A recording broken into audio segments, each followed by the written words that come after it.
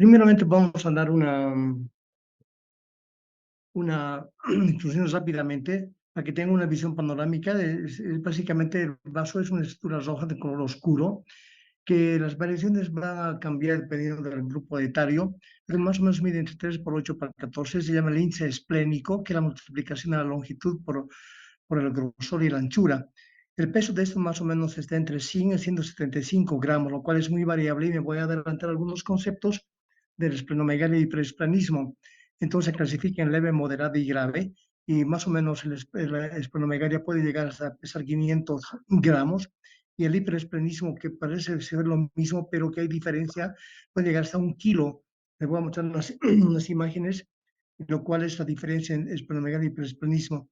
Es unos órganos que más recibe sangre, pues, debido al volumen sanguíneo que lo pasa, y consecuentemente significa el 5% del gasto cardíaco total.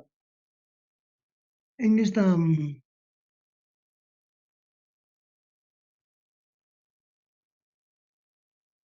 anatomía es la estructura del vaso. Lo que me importa en esta imagen es que ustedes vean la relación que tiene con el lóbulo izquierdo. Aquí está el estómago, la curvatura mayor del estómago, y básicamente el páncreas. Y aquí por aquí abajo está el ángulo esplénico. Por lo tanto, estas relaciones son importantes en muchas enfermedades, especialmente en el problema de trauma.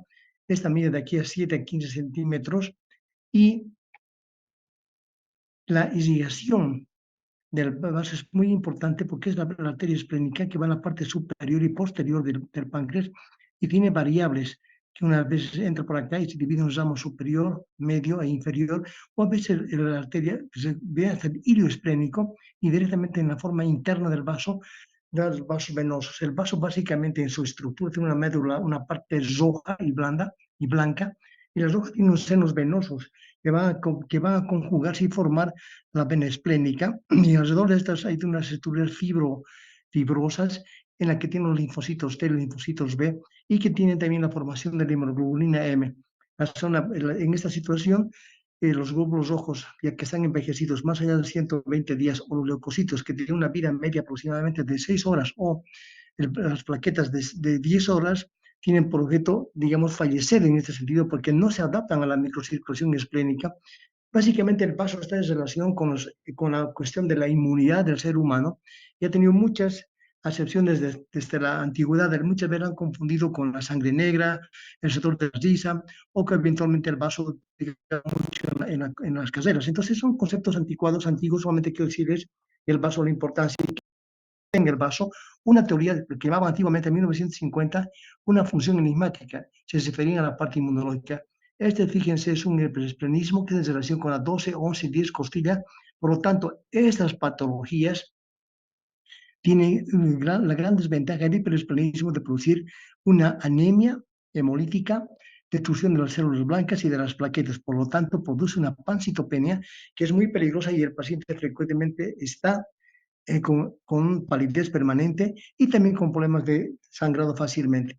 Una de las anomalías más frecuentes del vaso, que deriva del mesodermo, y que en la octava semana aproximadamente se va a direccionar a la parte superior del diafragma, y como tiene como techo el diafragma izquierdo, es la curvatura mayor del estómago, fíjense, y el vaso desarrolla en su ascenso del mesodermo acá. Puede haber muchos lugares, lo que llaman vasos accesorios, frecuentemente en el hilio del vaso, la zona más frecuente. Luego tenemos el epiplón mayor, tenemos la zona de inserción del delgado y del grueso. Luego tenemos el ligamento izquierdo, que frecuentemente están ahí los vasos accesorios, una proporción muy baja, pero están. Nosotros, como tenemos que una cirugía y encontramos vasos accesorios, los respetamos, porque teóricamente se ha puesto en duda si estos vasos accesorios pequeños tendrían una función inmunitaria importante. Por lo tanto, es mejor dejar y no sacar. El vaso en su estructura tiene pues muchos ligamentos. Aquí tenemos el ligamento gastrocólico. ¿Cuál es la importancia del ligamento gastrocólico que une la curvatura mayor con el vaso? Son 5 a 6 vasos aproximadamente que unen, y es el único ligamento que tiene esta irrigación. Con el manejo quirúrgico de este ligamento, tiene mucha importancia el manejo adecuado y la ligadura cerca del vaso y no en la curvatura mayor del estómago, porque eventualmente puede haber una isquemia y la formación de fístulas gástricas. El ligamento frenocólico significa entre el diafragma y el vaso, aquí tenemos el ligamento esplenocólico entre el colon y el vaso. El lunes anterior hemos operado un absceso esplénico y en una zona muy difícil. ¿Por dónde empezamos la cirugía? Esto tiene que darnos una dimensión tridimensional del problema y empezamos por la liberación de esto. ¿Verdad? Previamente una zona nasogástrica, descomprimir el estómago es muy importante y vamos liberando delicadamente hasta subir el ligamento. Vamos a parte, aquí está el hilio, mucho cuidado con la arteria y la vena, que es muy importante, más o menos digamos, la parte media, y usted pone el dedo para palpar el latido de la arteria y hace un clip con una pinza para poder ligar. Mejor es hacer ligadura individualizada entre la vena y la arteria y vamos subiendo y liberamos el ligamento gastrocólico con la delicadeza que hemos explicado. Ahora bien, ¿cuál es la función del vaso? Es la mayor masa de tejido linfático, inclusive mejor que las células hepáticas, porque a nivel del vaso todas las bacterias de cocos gram positivos pues fallecen, digamos así, por la falta inmunológica y además en el vaso tenemos unos antígenos, la tupsina, properdina, que tiene por objeto posible la opsonización. La opsonización se une a las bacterias para que puedan ser fagocitadas con mayor facilidad. Tenemos entonces nuestras funciones en la etapa gestacional, la formación de células sanguíneas, que es muy importante para luego tener una edad en la cual la médula ósea pues, sustituye a esta situación. Tenemos el metabolismo de la hemoglobina y el hierro. Cuando se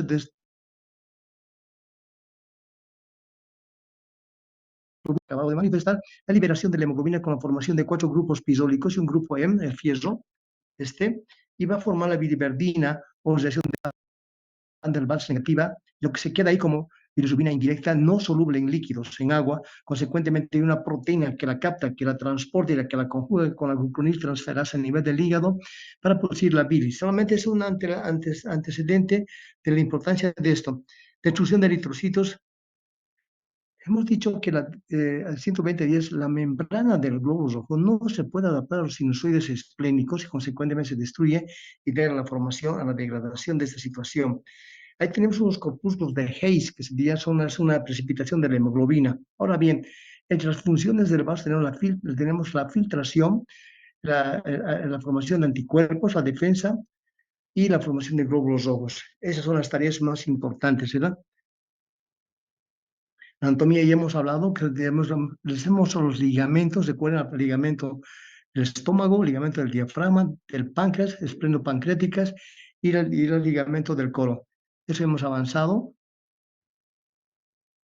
Las funciones, primero, como hemos dicho desde el principio, el vaso es una glándula vascular sanguínea muy importante. No se olviden que tiene dos segmentos, la pulpa roja y la parte blanca. En la pulpa roja pues existen sinusoides venosos ultramicroscópicos que se conjugan y forman la vena esplénica. La vena esplénica en su trayecto va a ir por la parte posterior y superior del páncreas y se une con la vena mesentérica superior para formar la vena porta, y la vena porta se divide en izquierda y derecha. Entonces, este concepto es muy importante y aquí muchas veces hay unas pequeñas alteraciones anatómicas en la que la mesentérica inferior podría, como un tridente, como 3D, podría juntarse en la formación de la vena porta.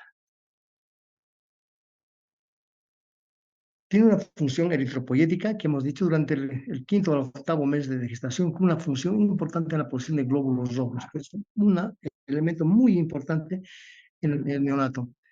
Pues su microcirculación es un órgano de filtro complicado. Lo que hemos dicho, los ingredientes clínicos hacen que el globo rojo denescente, que está envejecido, que ya no tiene formación coherente a nivel de la membrana, pues es destruida y va a formar lo que hemos dicho, la formación de 4 grupos pisólicos o grupo N y la formación de la biliverdina.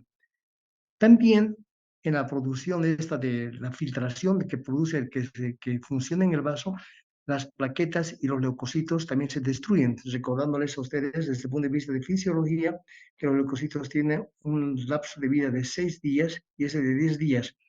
Este hecho es muy importante porque se tiene que mantener la normalidad. Voy a adelantarme ya, existen ciertas patologías en términos de esplenectomía. Las más frecuentes que manejamos nosotros son los traumas, ¿verdad? Pero hay otras como el hiperesplenismo, vean la imagen que les mostré, en la cual una destrucción de glóbulos rojos, por lo tanto va a haber anemias hemolíticas, por ejemplo, en la esferocitosis, una patología hematológica que se caracteriza porque la membrana, la capa lipídica se altera, consecuentemente esa membrana no sirve y existe la formación de la anemia. También tenemos la destrucción de glóbulos blancos, por tanto una defensa inmunológica totalmente deteriorada en el paciente. Y también cuando existe una destrucción de las plaquetas, como en este sentido, en el hiperesplenismo, produce una trombocitopenia. En conjunto, cuando ataca leucocitos, células rojas y plaquetas, se llama pancitopenia. Y en los casos de la plaquetopenia por la destrucción, por ejemplo, entonces, ¿cuáles son los signos y síntomas que uno puede reconocer? Que la paciente tiene, la plaqueta sirve en problemas de coagulación, formar el grupo hemostásico para que no sangre. Cuando las plaquetas bajan menor a 50.000, es una contraindicación absoluta de intervención quirúrgica porque cortas con el bisturí y empieza a sangrar. Consecuentemente, para cualquier intervención quirúrgica siempre es conveniente remarcar cuántas plaquetas tiene. Si vamos por encima de 150.000, 300.000 o 400.000, estamos bien, pero si estamos en menor a 50.000, el examen físico nos va a demostrar que existe petequias subconjuntivales o en la piel, puntos sangrantes. Esto nos está indicando que la paciente tiene un alto riesgo. Por ejemplo, en la realización de endoscopías digestivas altas es importante tener un estudio hematológico porque al ser la RCP podría ocasionar este grupo de hemorragias importantes.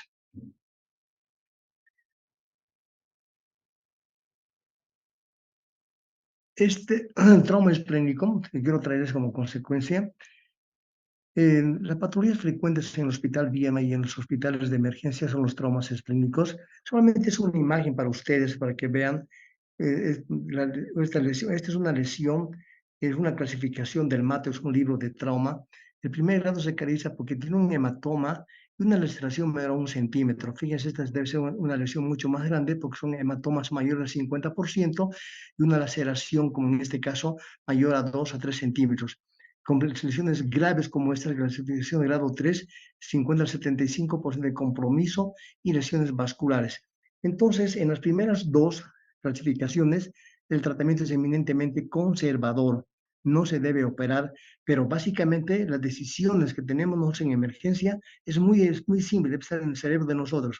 Llega el paciente con este accidente, es paciente estable o inestable. Si es estable, hacemos todos los estudios, nos da tiempo y de repente una cirugía laparoscópica diagnóstica. Muchas veces hemos operado y en este segmento se queda el hematoma, se ve el coágulo y solamente aspiramos por acá, dejamos un drenaje y no hacemos más nada. En los pacientes inestables, víctimas de accidentes de tránsito en la que tenemos una fracción de la piel en el hipocondrio izquierdo, fractura de la novena décima, undécima y segunda, la décima segunda, entonces yo podría sospechar una lesión de vaso. En estas circunstancias, entonces, iba la víctima de accidente, el paciente se encuentra hipotérmico, taquicárdico, por ejemplo, diaforético, signos de choque, es directamente intervención quirúrgica. Y lo que no nos importa, antes de subir al quirófano, lo que tenemos que hacer en este tipo de pacientes es determinar el grupo sanguíneo. No nos interesa cuántos leucocitos, cuántas cosas tiene, nos importa el grupo sanguíneo porque es transfusión. Entonces aquí un poco vamos a referir a la clasificación de la TLS en el primero al cuarto grado. Y si el paciente tiene tercer grado, por ejemplo, diuresis disminuida, taquicardia, ligera obnubilación cerebral y requiere transfusión sanguínea. Entonces, ese es el comportamiento de los vasos. Cuando tenemos la embolización, por ejemplo, en la arteria esplénica en los pacientes como con trombocitopenia, el exhalado, púrpura trombocitopénica, es la disminución de las plaquetas menor a 50.000. Entonces, ha habido variables. Ahora se trata mucho de la arteria conservadora y aquí quiero referirme al problema de la cápsula esplénica entre el niño y nosotros, que somos mayores. En el niño se caracteriza porque la cápsula es más resistente, más fibrótica y la estructura esplénica es mucho más dura que en adulto. Por lo tanto, se podrían hacer estructuras esplenografias para preservar el vaso. Como el vaso es un elemento fundamental en la mantención del estado inmunitario del paciente, en los niños, cuando se aconseja, cuando observamos que el vaso no tiene una gran lesión, es mejor ser conservador, porque frecuentemente es cuando hacemos la esplenectomía en los niños, encontramos una sepsis fulminante, motivo por el cual, por ejemplo, en esta patología, tenemos que hacer una inmunización días antes, porque es una cirugía de rutina, pero en este caso está planteando la embolización de la arteria. Consecuentemente, ¿eso para qué? Para que la cirugía sea mucho más, digamos, llevadera. Volviendo al problema del niño, haremos todo lo posible para que el niño se mantenga su vaso, porque esplenectomizados tienen la probabilidad de una sepsis a corto plazo, motivo por el cual después de una esplenectomía un niño, básicamente por tumor o por problemas inmunodepresivos, inmediatamente colocar la vacuna que está dada para el hemófilus, las estructuras neumocócicas y las meningitis. Consecuentemente, esta vacuna teóricamente va a proteger. Hasta ahora quiero decirles de que en los últimos trabajos protege, pero ¿cuál es el mecanismo de protección? Primeramente, los leucocitos bajan cuando tienen sepsis, la toxina que hemos dicho que es cibervalopsinación baja y todas las defensas bajan de este paciente. Por lo tanto, está a expensas de los cocos gram positivos. Y eso tiene una gran importancia básicamente en los pacientes que van a ser sometidos a algún problema dentario o algún tipo de procedimiento.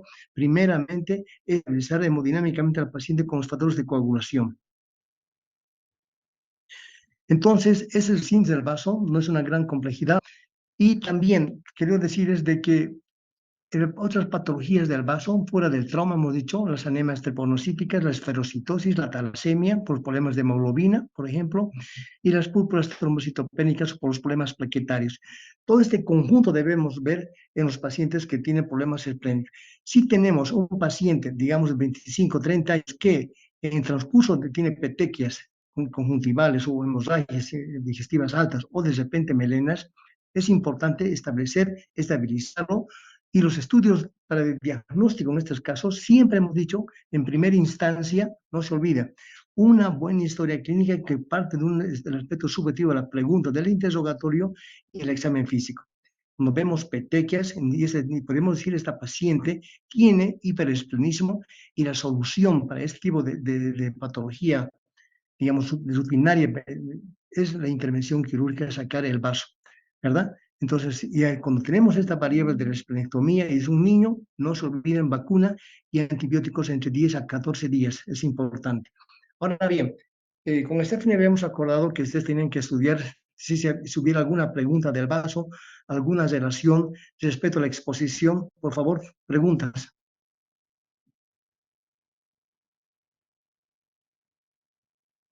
Stephanie. Buenas noches, doctor. Disculpe, ¿y también afectaría la enfermedad de Hodgkin al vaso? Perdón, la pregunta es, La, ¿afectaría? la enfermedad de Hodgkin al vaso. Las enfermedades, los problemas tumorales, uno de los tumores más frecuentes en el vaso es justamente el Hodgkin. Bueno, ¿cómo se presenta? Se presenta frecuentemente de una forma inespecífica, con fiebre. El paciente tiene fiebre inexplicable, debilidad, cansancio, y pues, justo en tu pregunta, hace unas 3 semanas o un mes, teníamos una paciente en mi guardia, me dicen que vaya a ver una paciente de 16 años, de piel blanca, y que tiene un absceso de psoas. Cuando voy a la paciente, hacemos una historia clínica detallada y me dice, doctor, he tenido fiebre hace 30 días. Tanto medicina interna como nosotros no le dimos importancia real, pero la cara de la paciente tenía la típica imagen de alas de mariposa bilateralmente, y el pecho, el tórax de la paciente también tenía zonas eritematosas y las dio inguinal exactamente lo mismo, acartonadas, endurecidas y muy dolorosas a la palpación superficial. Mi diagnóstico fue un lupus eritematoso y se hizo una biopsia para simplificar el problema y dio a una especie de un linfoma Hodgkin. Pero para llegar a esa conclusión, lamentablemente, tanto medicina que no hizo un trabajo adecuado, falleció la paciente. Entonces, los tumores frecuentes en este tipo son los linfomas. Puede haber también abscesos esplénicos que hemos operado el lunes, o puede haber la formación de quistes parasitarios o la formación de quistes traumáticos como el hematoma se consolida y en la precipitación de casos y forman los quistes. ¿Está bien así? ¿Puedes responder a tu pregunta? Sí, doctor, muchísimas gracias. Igualmente he leído que se han presentado pocos casos de lipomas esplénicos, de lo cual se tiene que hacer un diagnóstico diferencial con los mielolipomas o el liposarcoma. Muy bien. Los lipomas frecuentemente están asociados al tejido celular subcutáneo, a la grasa preperitoneal, a la grasa peritoneal. Y en el vaso, en su estructura, hemos dicho que tiene más o menos un largo de 7 a 11 centímetros, no tiene tejido graso, por lo tanto los liposarcomas casi no se presentan nunca en el vaso. Pero los sarcomas en general, el sarcoma es una clasificación muy grande de tumores de tejidos de las partes blandas. Por ejemplo, solamente para explicarles, existe el liposarcoma, de la grasa, el miosarcoma, leiomiosarcoma, osteosarcoma, ese es el origen, osteosarcoma, leiomioma del músculo, leiomioma sarcoma. ¿Está bien? Por lo tanto, el vaso no tiene tejido graso, pero tiene una envoltura. De repente, en ese nivel de la envoltura, por ejemplo, podría presentar el sarcoma. Los sarcomas se presentan en cualquier estructura del organismo. Bueno, otra vez repito, por ejemplo, los liposarcomas, tejido graso, los osteosarcomas, tejido óseo. Hemos visto formación de sarcomas óseos, son verdaderamente deformantes más frecuentemente localizados a nivel del fémur. Son masas endurecidas en las cuales se comprime el problema circulatorio. Es un problema muy complejo. O de repente también los leiomiosarcomas, las estructuras musculares. ¿Está bien así? Sí, doctor, muchísimas gracias. A ver, otra señorita u otro alumno, por favor. Así quisiéramos que sea una clase. Antes que se corte la comunicación, Stephanie, y los compañeros, habíamos acordado contigo que el próximo jueves, hemos dicho así, ¿verdad? Vamos a hablar del problema de páncreas en una clase presencial, donde todos ustedes tendrían que estudiar. No va a haber ninguna imagen. Vamos a discutir. ¿Qué duda tienes, digamos, vos sobre la pancreatitis? ¿Qué duda tienen los compañeros sobre la pseudoquise de páncreas o sobre la necrohemorrágica? Para que podamos responder en una clase interactiva, como son, dice, activa, su usted y mi persona, para poder discutir la patología pancreática. Eso hemos acordado y por favor no te olvides el lunes o martes hablar con el doctor Terán, jefe del servicio de cirugía, para que nos dé un aula donde podamos encontrar nosotros. Eso hemos acordado, Stephanie, ¿te acuerdas? Sí, doctor, justamente le iba a comentar eso. He ido a hablar ya con el doctor Terán el día de hoy y me ha dado la disposición de algunas aulas en el horario que pasamos. Ahora, quería mandar encuesta a mi año para saber la disponibilidad de los días de mi año, para que haya una mayor asistencia. Tal vez algunos compañeros no pueden el jueves y podría pasarlo al viernes si no hay un inconveniente Muy para bien, usted. yo no tengo ningún problema, podemos vernos el viernes. Bueno, a las 6 en punto, por favor, tú me dices en tal hora en la facultad yo voy a ir y para poder hacer una clase como diferente, donde ustedes estudien, pregunten las dudas y yo voy a transmitir, resolver los problemas de las dudas y también la experiencia en el manejo de la pancreatitis leve, moderada a grave. ¿Te parece bien así? ¿Les parece bien así, señores?